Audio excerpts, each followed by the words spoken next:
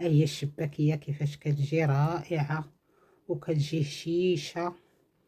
والتحضير بالطريقه القديمه ان شاء الله الا تبعتوني غادي تشوفوا طريقتي في التحضير ديالها راه ساهله. على هذا قياس في التوراق دابا غادي نقطعها. اللي غادي نحتاجو لهاد الشباكيه غادي نحتاج لها 500 غرام ديال الدقيق البيض ديال الحلويات الفورس نص كيلو، وغادي نحتاج لها واحد 5 ديال المعالق كبار ديال الدقيق القمح. عندي هنا الزعفران الحر شي شويه اللي درت ليه الماء السخون باش يطلق. هي الا كان عندنا الزعفران الحر من الاحسن، ما كانش كنديروا ديك الطماط الزعفران. عندي هنا صفار بيضه اللي هي صغيره، هنا معلقه نتاع الخل كبيره، تنزيد عليها ما زهر، دايره هنا الخل بوحدو تنزيد عليه ما زهر. هنا هاد القياس نتاع الزبده، الا كنا غادي نديرو زيت المائده كنديرو نص ديال الزبده. دابا الزيت البلديه زيت الزيتون موجوده، ما درتش النص حيت هي كيكون فيها ليدام اكثر من زيت المائده. غادي نعمر هنا الكاس ديال العنبه، نزيد عليه الزيت الزيتون الزيت البلديه. عندي هنا الجوجلان كاس ديال العنبه اللي هو حمرته غير شويه باش ينشف ويجيني ساهل في الطحين. ها هو كيجي على هذا القياس في الطحين كيجي مسحوق. الخماره نتاع الحلوه ما غاديش نكملها. هنا شي حبات نتاع المسكه الحره راه مدقوقه بلا سكر بلا ملح، حيت دابا بارد الحال كتدق بسهوله ما كتلصقش، كندقوها عاديه. شويه نتاع الملح، معلقه كبيره نتاع النافع ما عمراش، نص معلقه صغيره ديال القرفه. هادشي كله كيكون مسحوق باش ما يقطعش لينا العجينه. هكايا الخميره حبيبات واحد شي شويه ما كاملاش، نص معلقه صغيره. هاد المعلقه هاد الخميره حبيبات كتجي زوينه في الشباكيه الا في الحال سخون. الا درناها مع الخل مع الخميره الحلوه شويه بحال الحلوه كتخمر لينا قبل ما نكملوها، كتجي نعاود مخشنه بالخميره. دابا في هاد الحال بارد الا درناها راه زوينه كتصاوب العجينه. دابا غادي ندوز باش نبدا نحضر في هاد الشباكيه. نجيب واحد القصريه وغادي ندير الدقيق 500 غرام نص كيلو،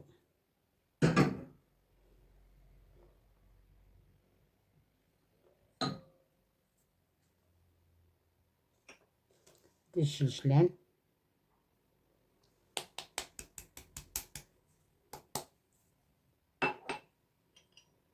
مسكه الحره. مسكه الحره زوينه ومفيده الا درناها في الشباكيه ولا في السميطه ولا فاش ما. هي زوينه زوينه مسكه الحره، فيها المنافع بزاف. هذه هنا الملحه،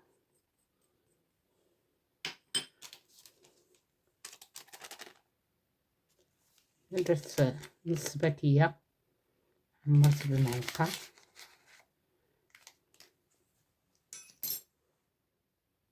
عندي هنايا النافع،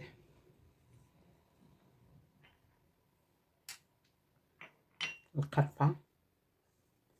هاد النواشف كلها غادي نديرها ونخلطهم مع الدقيق. هكايا انا كندير الشباكيه بالطريقه القديمه، لان داك الطحين ديال القمح كيدار فيها من بكري الشباكيه وكيصاوبها. زعما الا درناه كتكون الشباكيه ديالو متميزه. ما كنكتروش، كنديروا القياس باش ما يقطعش لينا حتى هو العجينه. الا كان كثير ما يخليش العجينه تمشي كيف ما بغينا في التوراق.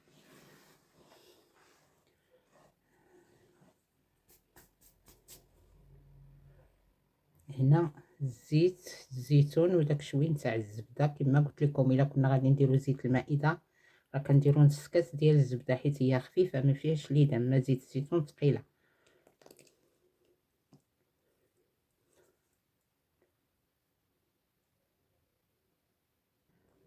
هنا عندي واحد الكاسرونه، هذا الكاس فاش كان الخل زدت عليه الزهر، نديرهم هنايا. الزعفران الحر اللي مرقد في الماء حتى هو غادي نزيدو هنا. غادي نسخنهم شويه، ما غاديش نديرهم باردين. سخنتو شويه ماشي بزاف، غير دفا. غادي نزيد فيه هاد الخميره حبيبات، وغادي نخلط هاد الزيت والزبده في دقيق عاوتاني باش ينسجموا معاه مزيان.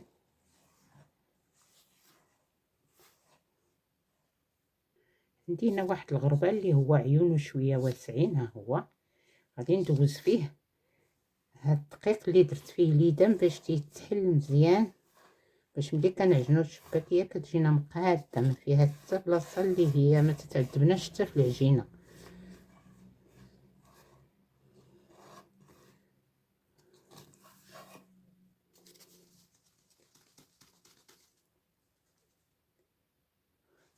هاد الكواري كنوليو نحكوهم هكا في الغربال،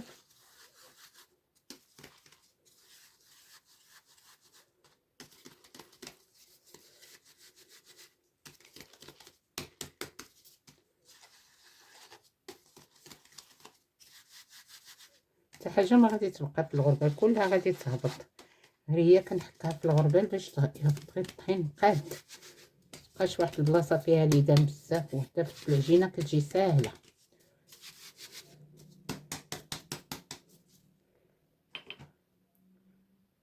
غادي نزيد داك الصفار د البيضه،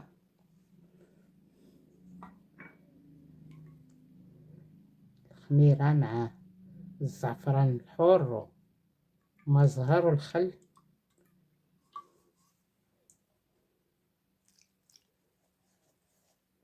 الا خصنا شويه د الماء غادي نزيدوه.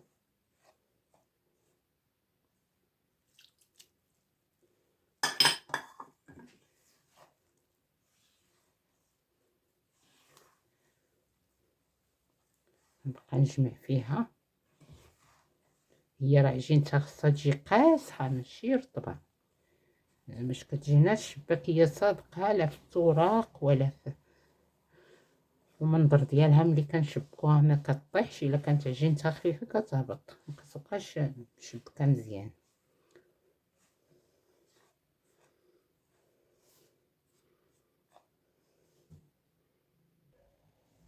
درت هنا في هاد الكاسرونه فاش كان سخنت في الاول، غادي درت شويه ديال الماء دفا، غادي نديرو في هاد الكاس اللي كانت فيه الزبده والزيت هكايا باش نحيد منو هاد ليدام اللي بقى فيه. غادي نزيد لهاد شويه نتاع الدقيق اللي باقي ما تلمش. ما قلت لكم راه خصها عجينتها تجي قاصحه باش تجينا الحلوه صادقه.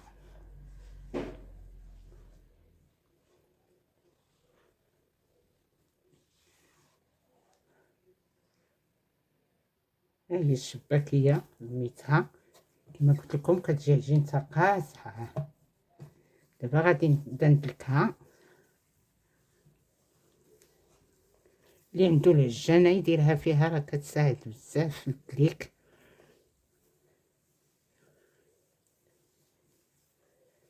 غادي نبقى هكا مستمره حتى ندلكها، راه خصها تدلك شويه. الشباكيه دلكتها، دابا درتها هكايا على شكل طولي باش غادي نقسمها نخليها ترتاح.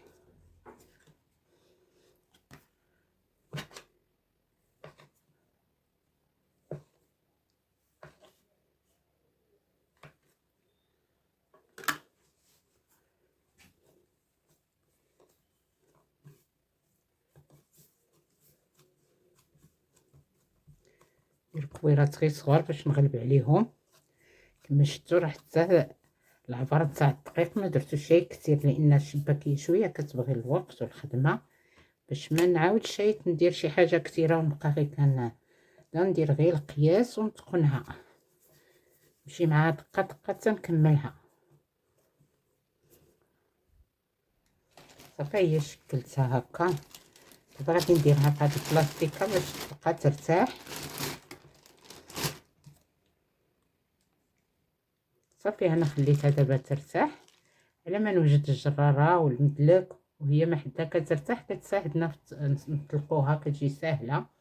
تنوليو ان شاء الله نتلاقاو. غادي نبدا نطلقها، راه ارتاحت شويه. غندلك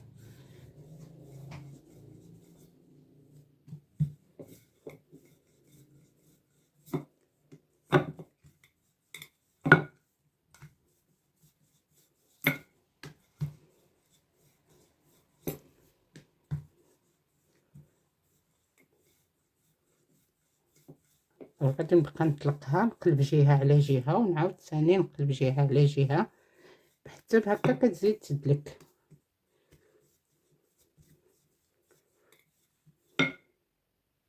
الاخرى اللي كنخليوها ترتاح كتجي ساهله، ما كتجيش قاصحه بزاف.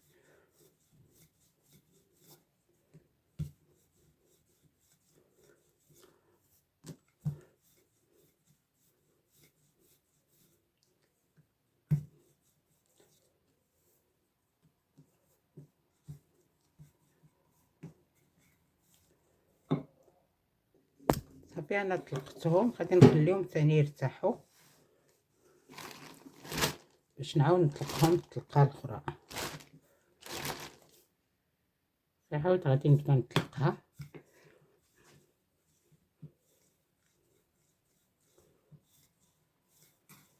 نبقى ندي ونجيب نعاود نقلبها.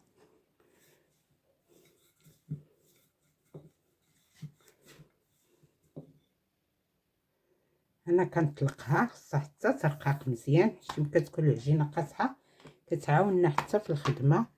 نديرها على هذا القياس هذا باش مابقاش نضيعها في ليتوش، كتجيني سهله.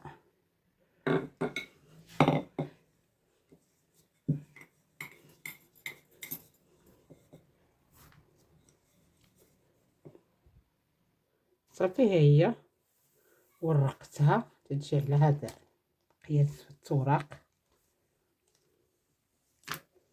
دابا غادي نقطعها.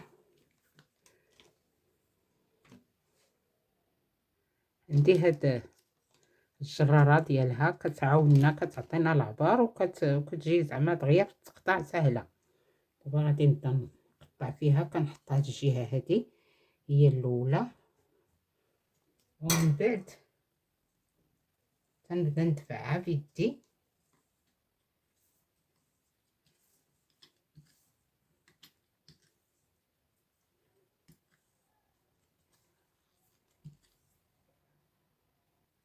دابا هي طراساتها، كنولي نحيد هاد الشي هذا بالجراره الجناب وكنفرقها.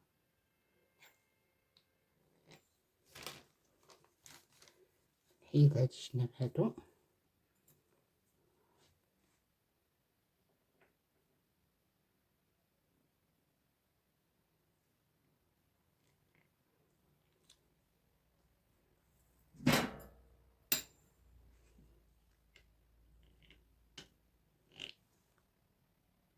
نحيد هاد الجناب اللي هذا نديرهم عاود في البلاستيكه باش يبقاو يرطبوا. نبدا نفرقها.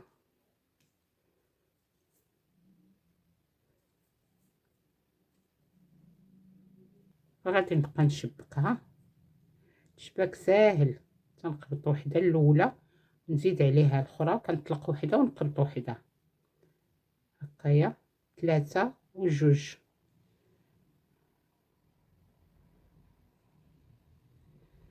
هكايا تنقرصها من الجناب،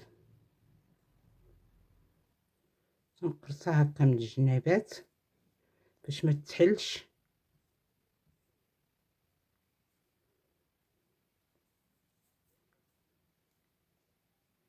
تنقبط وحده ونطلق وحده ونقبط وحده، 3 وجوج هكايا. وكنقبطها من هنا من هاد الجناب، كندخل ليها هاد الرويس لداخل.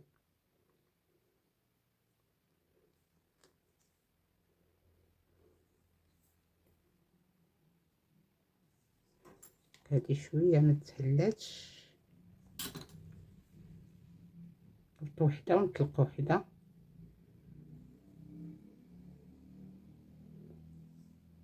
ها هي كندير ليها هاد الرويس لداخل وكنقبطها من الجناب. انا بغيت نبدا نقلي الشباكيه، درت الزيت سخن، هي الزيت سخنات الشباكيه. دابا غادي نبدا نطلقها في الزيت.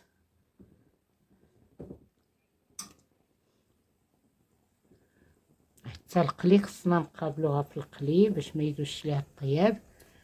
باش تشد حقها في الطياب وتجينا في القياس. راني ما دايراش عليها العافيه مجهده، راني دايره العافيه متوسطه باش طيب على خاطرها.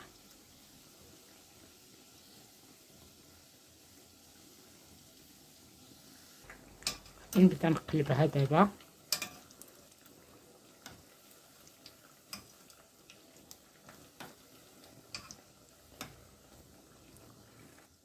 ها هو العسل باش غادي نطفيها.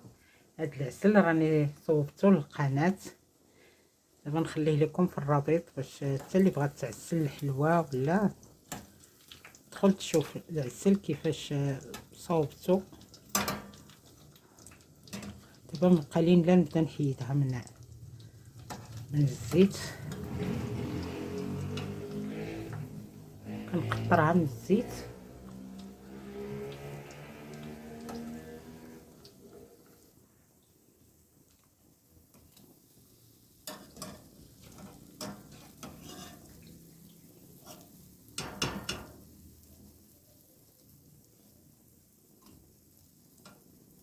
غادي نحضرها في العسل باش تبقى تشربو.